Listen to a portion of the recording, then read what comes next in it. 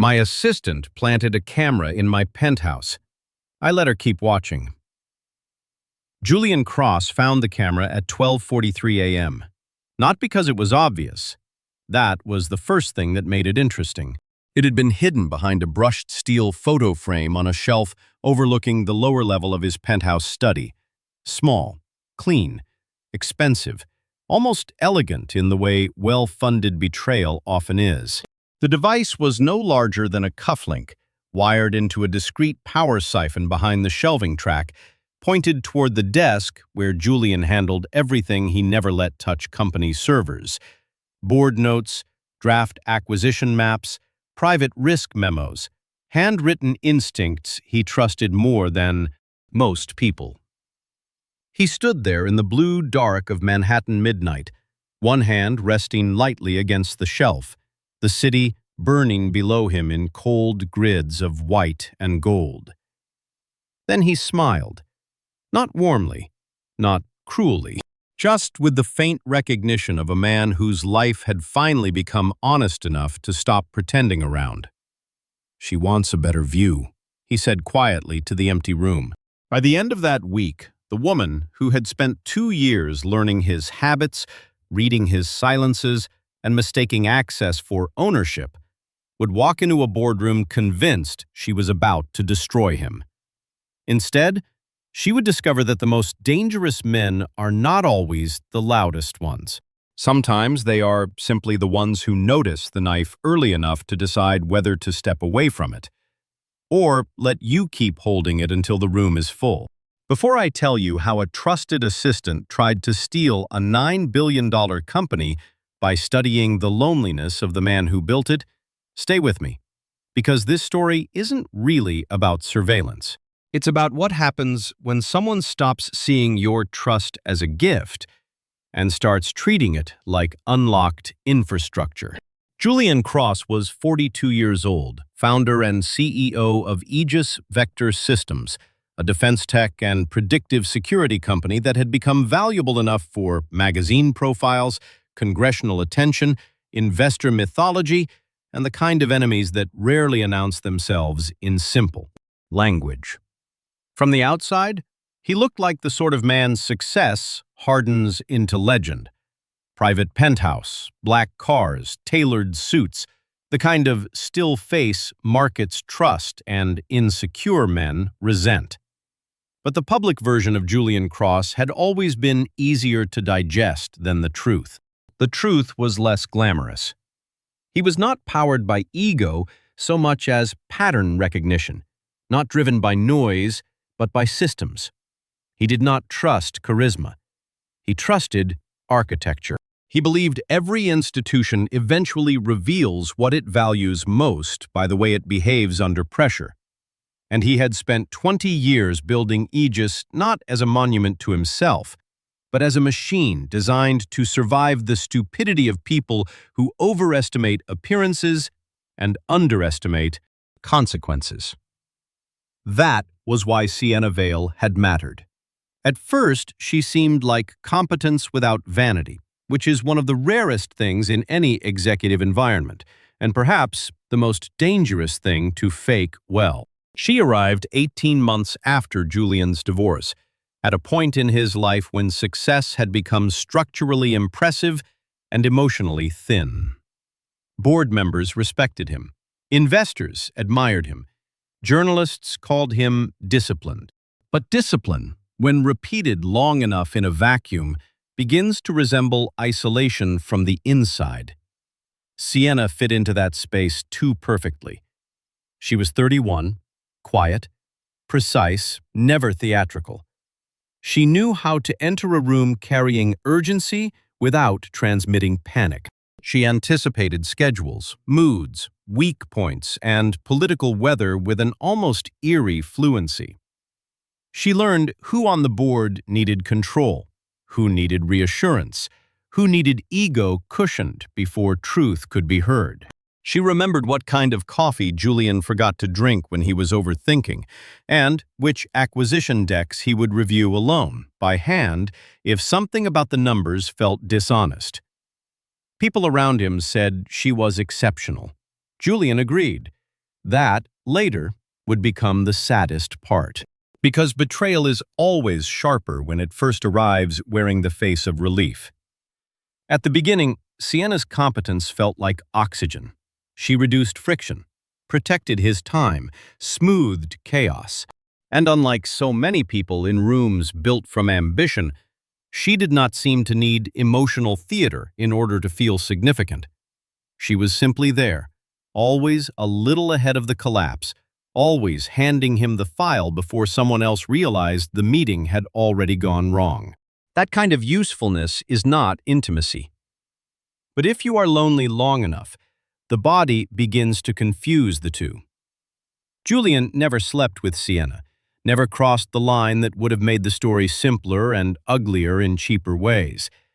But he trusted her in the old, human sense of the word. He let her into the private rhythm of his days. He stopped checking whether documents reached him through the correct chain if she said they had been vetted. He gave her physical access to spaces others waited months to enter. He believed, perhaps more than he admitted even to himself, that she was one of the few people in his orbit who saw him as something other than valuation, leverage, or threat. That was her real access point, not the penthouse, not the servers, his assumption of sincerity. The first sign that something beneath her precision was turning predatory appeared so quietly it almost would have escaped anyone less trained to feel system drift. A USB left in the wrong tray, a calendar adjustment that exposed him to a meeting he had not approved, a mirrored login request appearing 2 minutes after he accessed a non-networked legal archive. A question from Sienna about an offshore holding structure she had no operational reason to know existed. Individually, each thing was explainable. That is how sophisticated betrayal works. It does not begin with a gun on the table. It begins with anomalies small enough to survive your first instinct to be fair. Then there was the camera. Julian didn't remove it. That was the second thing that made the situation interesting. Instead, he disconnected its live relay, routed the signal into an isolated closed loop, replaced the outbound stream with a delayed internal feed, and let the device remain exactly where Sienna expected it to be. Then he swept the rest of the penthouse. He found 2 more. A passive audio pickup in the lower bar cabinetry. A keystroke injector nested beneath a wireless charging dock in the study. He disabled nothing visibly, and by sunrise, he knew 3 things. First, Sienna was not freelancing. Second, whoever had built the surveillance layer had funding. Third, if she had gone this far inside his home, then the real target was larger than personal humiliation. It was control. That morning, Sienna arrived at the penthouse at 6:55 with his overnight brief, market summary, and the soft, competent calm she always wore like a second skin. "You were up late," she said, glancing toward the study. Julian didn't look up from the tablet in his hand. "Couldn't sleep." She nodded once, too smoothly. "Do you want me to cancel the defense subcommittee call?" "No." He let the words sit between them. Then he watched her. Not obviously, never obviously, as she placed the briefing folder exactly 3 inches left of center on the desk, the same way she always did, while her eyes flicked once toward the shelf where the camera still sat hidden behind the frame. There it was. Confirmation. Not fear. Not even tension. A tiny internal check, the reflex of a person making sure the line into someone else's private life is still open. Julian almost admired the discipline of it. Almost. By the end of the week, admiration would have no useful function left. The next real break came on a Thursday night. Aegis Vector was preparing for a high-level board session tied to a federal AI security contract worth enough money to attract political interest, hostile competition, and the kind of silent sabotage that never appears in official language until after it has already done damage. Julian had stayed late at the office reviewing a red flag sequence in a supplier stack when the shadow login triggered against one of his dormant executive sandboxes, a sandbox no real employee should have known existed. He watched the trace unfold in silence. The entry came through a mirrored credentials chain routed from an internal assistant terminal, then bounced through a shell layer pointing toward a private cybersecurity consultancy recently acquired by Rourke Strategic Holdings. Rourke. That name stopped him colder than the spyware had. Damian Rourke was not just a competitor. He was a predator in a tailored suit, a man who liked public generosity and private extraction, who had spent the past 2 years trying to buy, bleed, or embarrass Aegis into strategic vulnerability. If Sienna was feeding him, then this was not just corporate theft.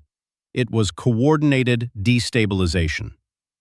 Julian let the breach continue for 90 seconds, long enough to confirm intent, long enough to see the target folders, long enough to understand exactly what Sienna thought she was stealing. Then he redirected the pathway into a curated mirror environment. A beautiful one. False acquisition maps, manufactured board fractures, a staged emergency trust structure, proxy language deliberately imperfect in ways only desperate opportunists would rush to weaponize. Bait, in other words. Elegant bait. She was winning, or so she thought. That night he followed her for the first time. Not himself. He wasn't reckless.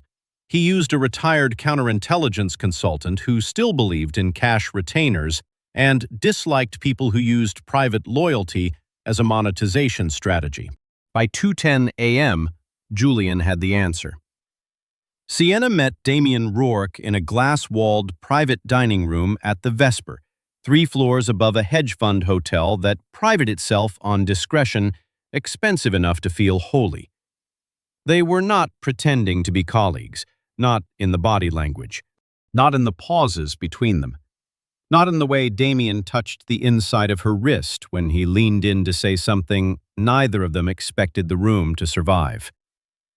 The audio came in broken, but enough survived. "He still trusts you?" "He trusts structure," Sienna said. "I just happen to be inside it." "And after the board session?" "He'll sign what matters if the pressure is shaped correctly." Julian listened to that twice, not because he doubted what he heard, because the human mind, even at this altitude of betrayal, still keeps asking one humiliating question. Was any part of it real? Did she ever care? Did she ever admire him? Did she ever see a man in the room, or only an entry point? But that is the wrong question in stories like this. The right question is always, what did she believe she had the right to take? And in Sienna's case, the answer was everything. His rhythms, his instincts, his grief, his company, his solitude, his assumption that being understood and being studied were still morally different acts. He did not confront her. That would have ended the game too early and taught him too little. Instead, he widened it. He moved all real authority into a shadow trust layer requiring a live board failsafe only 2 independent directors knew existed. He sealed core voting rights behind the biometric authenticated governance channel. He gave Sienna more visibility, not less, more access, more apparent leverage, more reasons to believe the takeover was working. He let her carry revised binders, let her accidentally discover internal pressure language, let her think she had walked farther inside his fatigue than she really had. And she became bolder with every step. That was the thing about Sienna. Her most dangerous quality was not deception. It was confidence earned too quickly. She began leaving proxy paperwork in his signature stack disguised as administrative continuity forms. She suggested he let her handle more board sequencing because he looked spread too thin. She even said once, with beautiful concern, "You don't have to hold everything alone forever." That line might have worked on another man. On Julian, it only clarified the depth of the performance. Because she was right. He didn't have to hold everything alone. He just needed to know which hands had mistaken support for entitlement. The final layer came 2 nights before the board session. Sienna brought Damien into the penthouse. That was her mistake. Not because Julian cared about the symbolism, because arrogance always gets sloppy near the finish line. He watched them from the security feed she thought still belonged to her. Damien walked through Julian's home with the relaxed fascination of a thief who already sees memory as inventory. Sienna poured him a drink at Julian's own bar. They stood in the study, his study, discussing the board, the contract, the staged disclosure package, and what Damien called the clean transfer. At one point, Sienna laughed and said, "He still thinks I'm the only one not asking him for something." Julian leaned back in the dark of his private control room and said to no one, "That was your first mistake." The next morning, the board gathered. Investors, counsel, press liaison, federal observers attached quietly to the contract review track. A room full of expensive people prepared to witness either a controlled succession or a very elegant assassination. Sienna arrived in charcoal silk and composure. Damien positioned himself through back-channel media pressure, and Julian Cross walked in looking exactly the way they needed him to look. Tired, contained, slightly over it. That was the bait they trusted most, the fantasy that a powerful man grows careless just before collapse. When the session opened, Sienna moved first. Of course she did. She presented the package with the measured sorrow of someone performing reluctant professionalism. Governance concerns, signature irregularities, contract concealment, executive fatigue.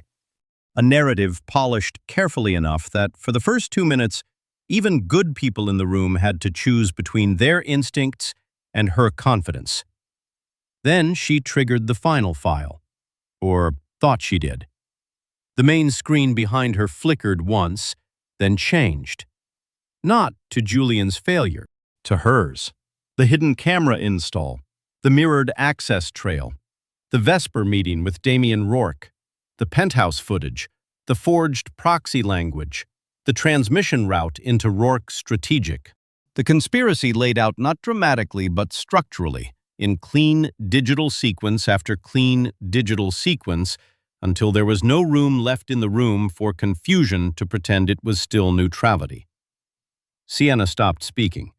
Damien, watching remotely from the overflow line, disconnected. Too late. Federal liaison was already in motion. And then Julian stood.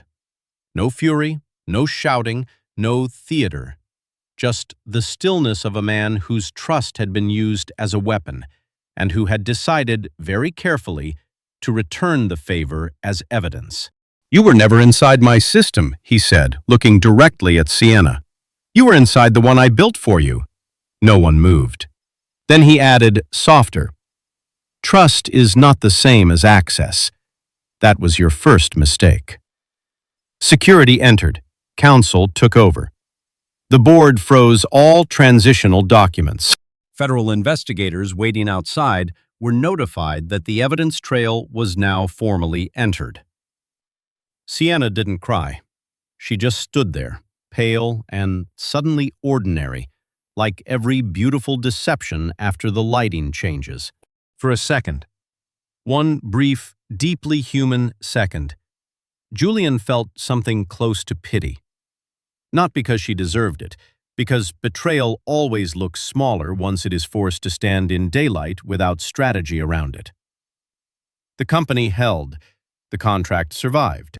Damien Rourke lost far more than the deal he had hoped to manipulate, and Aegis Vector, forced by the near disaster to become more honest about the vulnerabilities hidden inside power, emerged sharper than before. But Julian did not walk away feeling victorious. That would have made the ending too shallow. What he lost was not merely an assistant, not merely operational trust, not even the illusion of loyalty in executive life. He lost the last easy version of himself, the man who still believed being precisely understood by someone close to him had to mean, at least in part, that he was also being cared for. That was the real cost, because some betrayals do not begin with greed. They begin when someone studies your loneliness closely enough to monetize it. And maybe that is the difference between access and intimacy. One takes notes, the other protects what it learns. If this story stayed with you, leave a like, subscribe, and tell me in the comments, what's harder to recover from in the end? Losing control of your company, or realizing the person closest to you was only ever learning how to use you better? Karma doesn't always roar. Sometimes it just waits, smiles back, and hands you the bill you forgot you signed. I'll see you in the next story.